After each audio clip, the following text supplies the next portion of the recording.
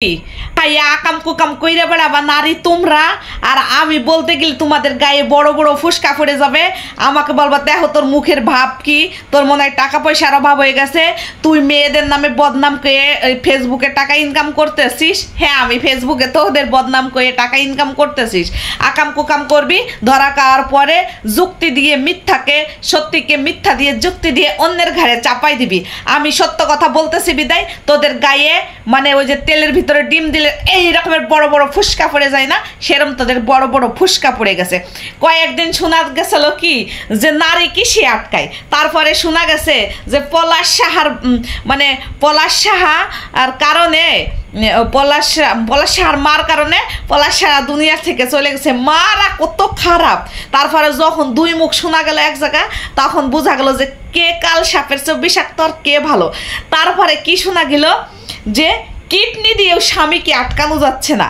এ নিয়ে আমি একটা ভিডিও বানাইছিলাম যে হারে পুরুষ কি খারাপ, পুরুষ এত কষ্টের পরে সাধনার পরে পুরুষকে কিডনি দিল, আর সে কিডনি পাইয়ে গায়ে শক্তি পাইছে, আর সেই শক্তি দিয়ে সে পরকিয়া করছে, তাই পরকিয়ার যন্ত্রণায় তার নারীর কাছে চলে গেছে। আমার একটা খুঁতখুঁতে মনে সব সময় বলছিল এর পিছনে কোনো একটা গূঢ় রহস্য আছেই, আপনারা খুঁটিয়ে দেখেন। বা পুরুষটা যখন কথা বলবে না, তখনই মেন ঘটনা বা আসল ঘটনা চলে আসবে। আরে নারী তুমি যে কতটা বহুরূপী, আর নারী নাটকের সেরারে বলতেই হবে। আমি নারী হয়ে আর একটা নারীকে আমি বলতে বাধ্য হলাম। আমাদের সমাজের মায়েরাই এখন শাশুড়িদেরকে, শ্বশুরকে, শাশুড়িকে, ননদকে, ভাসুরকে দেখতেই পারতেছে না।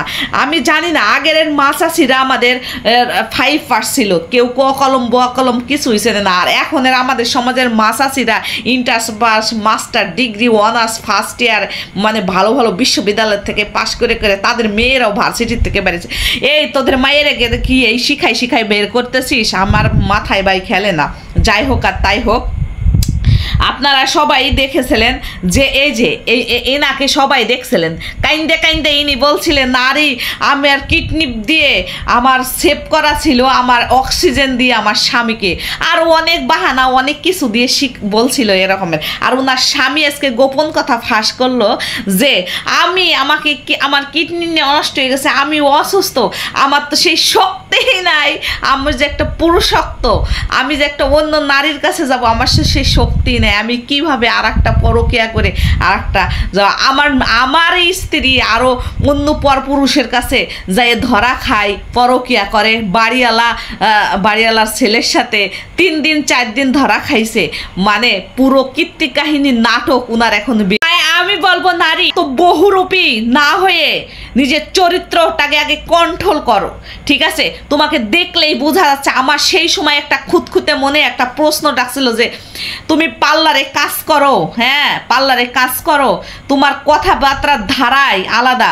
যে বেচারার কিডনি নষ্ট হয়ে গেছে তাকে কিডনি দিয়ে তুমি চিকিৎসা করাতেছো, এইটা একটা মানুষের ধারায় সম্ভব না। আবার আমার মনে মনে ভাবতেছি যে একটা মানুষের দ্বারাই সম্ভব হতেও পারে, এখন তোর মানুষ নামে সব কিছু অন্য রকমের হয়ে গেছে, হইতেও পারে। আর সেই ওনার হাজব্যান্ড এখন লাইভে এসে সাংবাদিকদের কাছে সবার কাছে ওনার গোপন কথা এখন একদম তলের শিকড় সহটাই কে বের করে আসছে। আরে নারী এই বেহাইয়া কুকীর্তি কালসাপের চৌ, মানে কি বলবো তোরে নারী, আমি যদি এখন তোর কাছে পাইতাম, তোর মতন হাজার হাজার আমাদের সমাজে আরো কুকীর্তি বেহাইয়া নারী পুলারা আছে। এই নারী আমি তোদেরকে বলতেছি, তোরা যারা আমার কমেন্ট পাইয়া, আমার ভিডিও পাইয়া যারা ব্যাড মেসেজ করিস আইসা, আমি তোদেরকে বলতেছি তোরা ভালো হয়ে যা, ঠিক আছে? তোরা যদি ভালো হইস আমিও ভালো মেসেজ করব, ভালো কমেন্ট করব, ভালো ভিডিও বানাবো, ঠিক আছে? তোরা নিত্য নতুন দিন কীর্তি কাহিনী করবি, আর আমি বলতে গেলে দোষ হয়ে যাবো, তাই না?